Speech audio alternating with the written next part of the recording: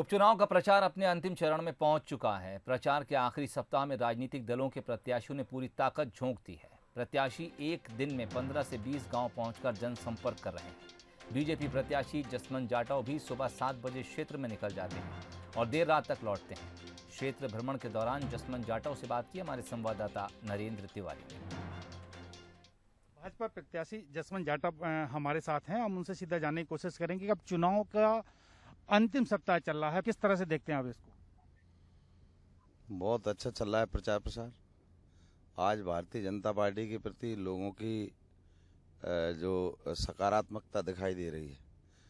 हमारे भारतीय जनता पार्टी के नेतृत्व, भारतीय जनता पार्टी के विकास कार्यों को लेकर आम जन बिल्कुल अति संवेदनशील भी है, पार्टी के प्रति आकर्षित है, विचारधारा के प्रति आकर्षित है। और चूंकि भारतीय जनता पार्टी की रीति नीति है कि विकास और प्रगति को लेकर आगे बढ़ी है, तो निश्चित ही पूरा क्षेत्र आज भारतीय जनता पार्टी के साथ है। ये भी कहा जाए कि लगातार जिस हिसाब से मुख्यमंत्री जी हैं, सिंधिया जी हैं, इस क्षेत्र में चुनावी सभाएं ताबड़तोड़ तरीके से कर रहे हैं, तो क्या मानते हैं? और वहीं दूसरी तरफ देखें तो कांग्रेस के नेता केवल कमलनाथ की एक सभा हुई है, तो इसको लेकर क्या कहेंगे? देखिए, भारतीय जनता पार्टी में न नेतृत्व की कमी है, न नीति की कमी है। अब कांग्रेस के मित्रों की क्या बोले, ना तो उनके पास कोई नेता है, ना कोई नीति है, ना उनकी कोई नियत है। पिछले 15 महीने की सरकार में कमलनाथ जी ने एक काम तो किया नहीं प्रदेश में, कभी इस क्षेत्र का दौरा तो किया नहीं, संभाग में तक नहीं आया, जिले की तो बात छोड़ो। आज उनकी आन पड़ी है तो चुनाव की वजह से सिर्फ इस खरेरा में आए हैं। बकाया का देखिए, सिंधिया जी लगातार दौरा करते रहते हैं। माननीय हमारे मुख्यमंत्री शिवराज सिंह चौहान जी लगातार खरेरा क्षेत्र का कई बार खरेरा क्षेत्र में आए हैं। और मैं तो धन्यवाद देना चाहता हूं अपनी ओर से, अपने क्षेत्र की मतदाताओं की ओर से माननीय अपने मुख्यमंत्री जी को, माननीय शिवराज सिंह चौहान जी को, कि कई बार आकर उन्होंने हमें इस क्षेत्र को समझने की कोशिश की है। ये उनका किसानों के प्रति इसने, नौजवानों के प्रति इसने, अपनी क्षेत्र की जनता के प्रति कितने चिंतित हैं, ये सब दर्शाता है कि कितने जो मुख्यमंत्री की मंशा है वो आम जनता के प्रति है।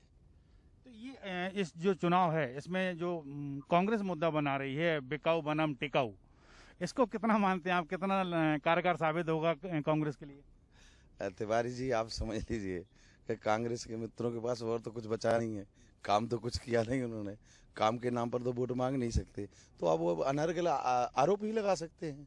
और ये आरोप जो लगा रहे हैं कांग्रेस के जिस भी लीडर ने लगाए हैं, या जो भी कार्यकर्ता कांग्रेस के ऐसा बोलते हैं, वो उनके सारे आरोप बेबुनियाद हैं।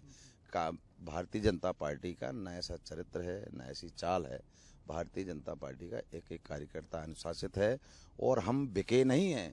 हम तो क्षेत्र के किसानों के लिए, मध्य प्रदेश के विकास के लिए, मध्य प्रदेश के नौजवान के भविष्य के लिए कांग्रेस से त्यागपत्र दिया है। कांग्रेस की सरकार से अपनी विधानसभा जैसे पद से त्यागपत्र देके पुनः जनता के बीच में आशीर्वाद मांगने आया हूँ। और केवल मैं एक कोई, ना तो सिंधिया जी का अपना काम था, ना जसवंत का अपना कोई काम था। भाई, अगर मेरी नीयत खराब हो, अच्छी नहीं होती, तो मैं तो विधायक था ही, विधायक बना रहता। लेकिन आज मैं जनता को क्या जवाब देता? मैं अपने क्षेत्रवासियों को, किसानों को, नौजवानों को, माता बहनों को क्या जवाब देता? तो वो जवाब हमने कमलनाथ जी और कांग्रेस को दिया है कि आपने क्षेत्र के किसानों से, नौजवानों से और माता बहनों से, बेटियों से जो वादा खिलाफी की है, उस वादा खिलाफी की है, तो हम ऐसी पार्टी में नहीं रहना चाहते। ऐसी सरकार से त्यागपत्र देके हम भारतीय जनता पार्टी में आए। लगातार कांग्रेस के विकेट गिर रहे हैं। अभी एक और विधायक जो है कांग्रेस से इस्तीफा देके आपकी भाजपा में आपके साथ शामिल हुए हैं, और भी कई विधायक ऐसे बताए जा रहे हैं जो भाजपा में आने के लिए लाइन में लगे हुए हैं, क्या कहेंगे? मैंने आपको पहले ही बताया, देखिए, न कांग्रेस के पास नेतृत्व है, न नीति है, न नियत है। आप देखिएगा, एक समय था कांग्रेस सबसे पुराना दल है, जिसकी सरकार पोलिंग से लेकर पार्लियामेंट तक हुआ करती थी। आज कांग्रेस भारत के नक्शे से अदृश्य होती चली जा रही है। आप देखेंगे कि आज 10 साल में, आज 6 साल में 2 लोकसभा में कांग्रेस विपक्ष का नेता नहीं दे पाई। तो कांग्रेस की हालत पतली है। कांग्रेस के नेतृत्व का ना कोई विजन है, न कोई किसान के प्रति सोच है, न आम जनता के प्रति सोच है। केवल और केवल जाति वर्ग विभाग में बांट के अपना काम करना चाहती है। अब देश का और प्रदेश का नौजवान सभी मतदाता जागरूक हो गए हैं। हम जाति धर्म संप्रदाय में न बढ़ते हुए हम राष्ट्रवाद के लिए एक हैं, हम भारत माता के सम्मान के लिए एक हैं और भारत माता का सम्मान बढ़ाने के लिए भारतीय जनता पार्टी के नेतृत्व ने काम किया, भारतीय जनता पार्टी ने काम किया है। लोगों का कहना ये भी है कि कांग्रेस में जो प्रत्याशी हैं वो बहुजन समाज पार्टी से आए हैं और उनके साथ जो लोग हैं वो भी बहुजन समाज पार्टी के लोग कांग्रेस में आए। कांग्रेस को जो मूल लोग थे वो कांग्रेस छोड़ के चले गए, तो कहीं ना कहीं ये बात आ रही है कि कांग्रेस का बसपाकरण हो रहा है। क्या कहेंगे इसको लेकर? ये बात मुझे कहने की जरूरत नहीं, सारी बातें आपने बोल दी हैं।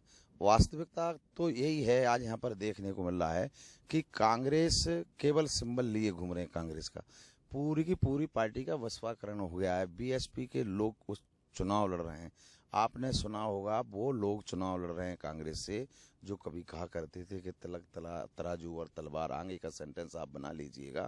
तो आप ऐसे लोग सामने हैं तो ये तो जनता विचार करेगी, जनता बड़े सोच विचार के वोट डालेगी।